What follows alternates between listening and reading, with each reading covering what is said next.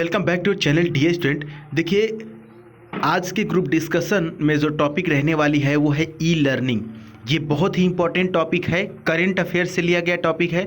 चूँकि आपको पता है कि लॉकडाउन के दौरान सभी school, college, institute, tuitions, coaching सभी बंद हो गए थे। उस दौरान ई लर्निंग पर ही काम किया जाता था, इसलिए ये बहुत ही इंपॉर्टेंट टॉपिक होती है आपके एग्ज़ाम के लिए। तो आइए देखते हैं कि ग्रुप डिस्कशन इस टॉपिक पे कैसे किया जा सकता है। पहले यहाँ पर आपको प्रोज, फिर चैलेंजेस बताने होंगे और लास्ट में कंक्लूजन बताना होगा। प्रोज का मतलब लाभ, यानी कि इसके बेनिफिट्स क्या है। चैलेंजेस का मतलब किस प्रकार से चैलेंजेस रहे यहाँ पर, या आप कह सकते हैं कि इसकी डीमेरिट क्या है या कॉन्स क्या है। आइए समझ लेते हैं, बिल्कुल आराम से समझिएगा। अगर आप ग्रुप डिस्कशन के दौरान इन पॉइंट्स को शामिल करते हैं तो डेफिनेटली आपके सिलेक्शन के चांसेस बढ़ जाएंगे। यहाँ पर पहले हम बात करेंगे प्रोज ऑफ ई लर्निंग, यानी ई लर्निंग के बेनिफिट्स, लाभ। ड्यू टू कोविड-19 pandemic, students are not able to attend schools and colleges. आपको पता है कि कोविड-19 पैंडेमिक की वजह से जो विद्यार्थी हैं वो कॉलेज और स्कूल नहीं अटेंड कर पा रहे थे। Even in this situation they didn't stop learning, और इस परिस्थिति में भी वो लर्निंग करना बंद नहीं कर सकते। This was possible due to the e learning option, और ये ई लर्निंग ऑप्शन के वजह से ही पॉसिबल हो पाया, संभव हो पाया। A few girl children and differently abled children are not attending school, colleges due to lack of faculties there. E-learning is a boon for them. इस प्रकार के लोग, जो कुछ बच्चे हैं जो डिफरेंट प्रकार के हैं, वो स्कूल में नहीं जा सकते हैं, स्कूल कॉलेज को नहीं अटेंड कर सकते हैं, उनके लिए ये एक वरदान है e learning. E learning is a boon for them. Boon का मतलब होता है वरदान। E learning gives flexibility. E learning जो है फ्लैक्सिबिलिटी देती है। Even if we miss any class, अगर हम कोई क्लास मिस कर देते हैं, we can listen to it later, और इसको हम बाद में सुन सकते हैं। Students can repeat the lessons many times if they didn't understand the concept. अगर विद्यार्थी कंसेप्ट नहीं समझ पाते हैं तो वो कई बार इसको देख सकते हैं। Through e-learning, teachers can explain the concept using animation or other technologies so that students can understand the concept much clearly. क्या आप बोल सकते हैं कि इसके थ्रू जो बच्चे कंसेप्ट को नहीं समझ पाते हैं वो एनिमेशन के दौरान दिखा दिया जाता है, जिससे बच्चे समझने में उनको आसानी होती है। तो कुछ इस प्रकार से यहाँ पर देख सकते हैं 5 पॉइंट जो बहुत ही इफ़ेक्टिव है। अगर आप इसको ग्रुप डिस्कशन में बोलेंगे तो डेफिनेटली वहाँ पे सेलेक्ट होंगे। अब इसके कुछ चैलेंजेस या कुछ डीमेरिट या कुछ कॉन्स कह सकते हैं, सॉरी कुछ, यस चलिए आगे देखते हैं कौन सी होगा। चैलेंजेस देखते हैं क्या होगा यहाँ पर। In the classroom, students will not only learn the subject but also interacts with other students and thereby make friends. जो क्लासरूम होता है उसमें बच्चे सिर्फ पढ़ाई नहीं करते हैं बल्कि एक दूसरे के साथ इंटरेक्ट भी करते हैं। Classroom influences the overall personality development of students. जो क्लासरूम होता है वो विद्यार्थियों के पर्सनालिटी डेवलपमेंट में भी हेल्प करता है। With e learning students will not deprive of this opportunity. E learning में बच्चे इस मौके का लाभ नहीं उठा पाते हैं। As students have to look at screens continuously, it can strain their eyes.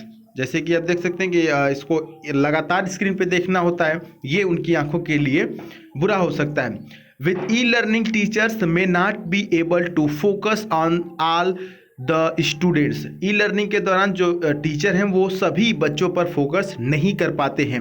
Which will be possible in the classroom, जो कि क्लासरूम में पॉसिबल होता है। Teachers may not also understand whether students could grasp और the concept or not.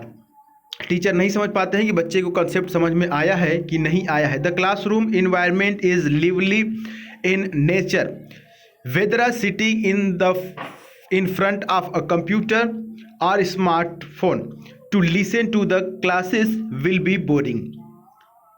Even in this 21st century some people do not have internet faculty. और इस 21वीं century में भी 21वीं शताब्दी में भी बहुत से लोग हैं जिनके पास इंटरनेट नहीं है.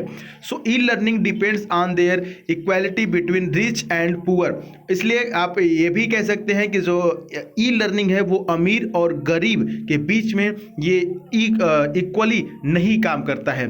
भाई आपको पता है कि नेट इतना महंगा है तो नेट का रिचार्ज नहीं करा सकते. बहुत से बच्चों के पास फ़ोन ही नहीं है, उनके घर में ही स्मार्टफोन नहीं है, और जिनके पास है भी किसी तरह से मिल गया है तो वो इतना महंगा नेट एफोर्ड नहीं कर पाते, वो इतना महंगा नेट नहीं रिचार्ज करा सकते हैं.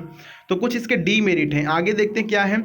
ई लर्निंग में not create as much seriousness as classroom learning. जो ई लर्निंग है वो क्लासरूम लर्निंग की तरह सीरियसनेस नहीं बिल्ड कर पाती है.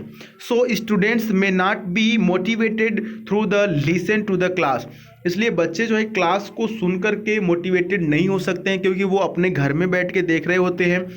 ठीक है, अगला देखते हैं कि not all parents are technologically educated to help their children in case of any issue. और बहुत से ऐसे पेरेंट्स हैं, बहुत से ऐसे माता पिता हैं जो टेक्नोलॉजी के बारे में नहीं जानते हैं, वो उनके फ़ोन के बारे में नहीं जानते हैं, तो वो अपने बच्चों की मदद नहीं कर सकते हैं. जैसे कि उनका नेट नहीं चल रहा है, उनका क्लास कब लग रहा है, कैसे कैसे बच्चों को ऑपरेट कराना है. तो बहुत से जो पेरेंट्स हैं वो अनएजुकेटेड हैं, तो वो अपने बच्चों की इस प्रकार से हेल्प नहीं कर पाते हैं. तो ये कुछ डीमेरिट्स हैं ई लर्निंग के, और मैंने मेरिट्स भी बता दिया, कुछ अच्छाइयाँ और ये कुछ उसकी बुराइयां हैं, कुछ चैलेंजेज हैं. आइए चलते हैं कंक्लूजन पे. डियर स्टूडेंट, कंक्लूजन क्या हो सकता है ऐसी टॉपिक में? आप कंक्लूजन में खुद की राय देते हैं और आप एक बीच का रास्ता बताते हैं कि नहीं ये सही हो सकता है.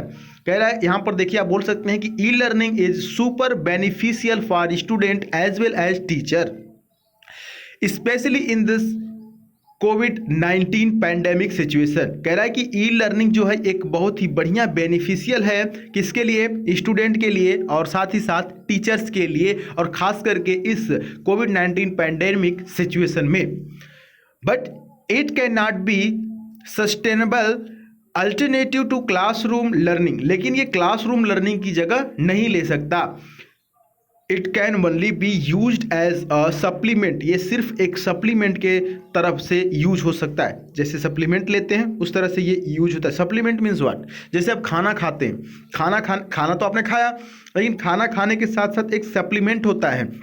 जैसे मान लीजिए कि अगर आप भोजन कर रहे हैं तो आप में आपके भोजन में, आपकी थाली में प्रोटीन, कार्बोहाइड्रेट और वसा और सारी चीज़ें नहीं है उसमें, तो खाना खाने के बाद जैसे नॉर्मली खाना खा लिए तो उसके बाद एक सप्लीमेंट लेते हैं कि अगर कुछ चीज़ की कमी रही तो वहाँ पर पूरी हो सकती है. तो यहाँ पर वो लाइन बहुत ही ज़बरदस्त बोली जा रही है कि यहाँ पर कह सकते हैं कि it can only be used as a supplement. ये एक सप्लीमेंट की तरह यूज हो सकता है. Moreover, internet access should be available to all so that every student can utilize this opportunity. So, अगर ये सभी लोगों के लिए अवेलेबल हो तो सभी स्टूडेंट्स जो हैं इस अपॉर्चुनिटी का उपयोग कर सकते हैं. तो डियर स्टूडेंट, ये कुछ कंक्लूजन रहा, लेकिन एक बात हमारी तरफ से देखिए, प्रैक्टिकली मैं जो बताना चाहता हूँ आपको कि ई लर्निंग बहुत ही बढ़िया प्लेटफॉर्म है, लेकिन यहाँ पर माता पिता को अगर थोड़ा सा उनको चौकन्ना रहना पड़ेगा कि बच्चा उनका उस मोबाइल फ़ोन का दुरुपयोग न कर पाए. क्योंकि आप देखते हैं कि कम उम्र में ही अगर ई लर्निंग के माध्यम से बच्चों को सिखाया जा रहा है, उनके हाथ में फ़ोन दे दिया जा रहा है, तो उसका वो गलत इस्तेमाल भी कर सकते हैं. क्योंकि एक क्लिक पे सारी चीज़ें ओपन हो जाती हैं और सोच और उंगलियों के टाइपिंग के बीच की में ही पूरी दुनिया है. आप जो सोचते हैं और जो टाइप कर देते हैं वो आपके सामने आ जाता है.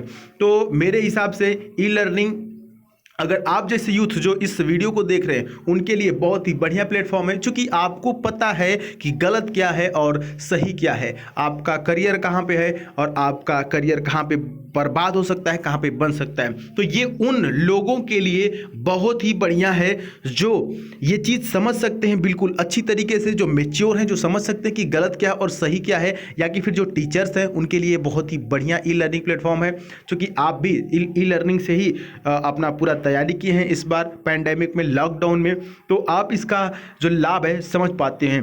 तो चलिए, अब आपका टर्न है और आप क्या करेंगे कि अपने इसे कमेंट बॉक्स में जाएंगे और ई लर्निंग के लिए आप क्या सोचते हैं उसको पूरा लिखेंगे, ज़रूर लिखेंगे। ये आपके लिए होमवर्क है। अगर कुछ भी नहीं लिखेंगे तो आपका ये वीडियो देखना बिल्कुल बेकार है।